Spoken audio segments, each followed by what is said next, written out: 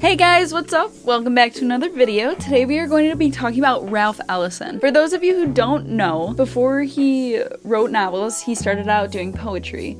And from a really young age, he just loved literature and music and all of that stuff. Like, his father even encouraged him to pursue a career in literature, and just all around, like, very passionate about what he does, and the things that he made were just so influential. And a little bit of history about him, though.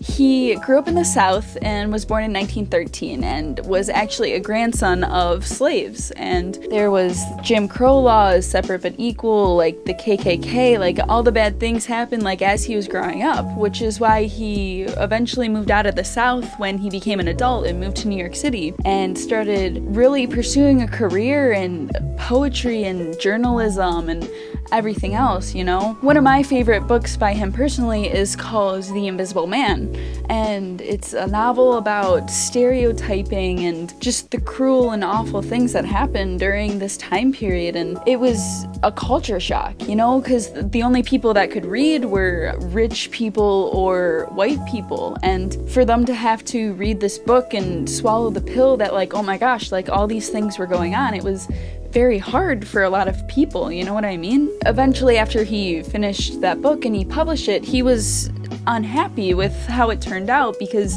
he felt like he could do more for the world, you know? Like, writing the book and telling the story, it was how he felt and what was going on, but it wasn't good enough, you know what I mean? Like, he wanted people to know, like, the history and, like, why all this stuff was important so that, like, history wouldn't happen again, you know? We wouldn't have to go through these times again. So he ended up becoming a professor at some renowned universities. For example, he taught at Yale, and he would teach about literature and black culture, and he taught about folklore, why they believed in what they believed in, like why religions worship certain gods and the stories behind them and why they're important. Like, he was just so intelligent and just wanted to share the knowledge and make the world a better place, you know? Unfortunately, he did die in 1994, before all of his work could be fully processed and understood by the world, you know? And to this day, we're still taking what he said and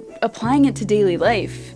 Like, everything that he wrote about is just so relevant still. Like, we're still fighting for equal rights and for the world to just change and be better. He was one of my favorite authors for giving us so much background and history, and his pieces are just so well put together. And if you haven't checked him out, you really should. I'll leave some links below. Thank you for watching. I hope you guys learned something today. Like and subscribe. Thanks for watching. Peace.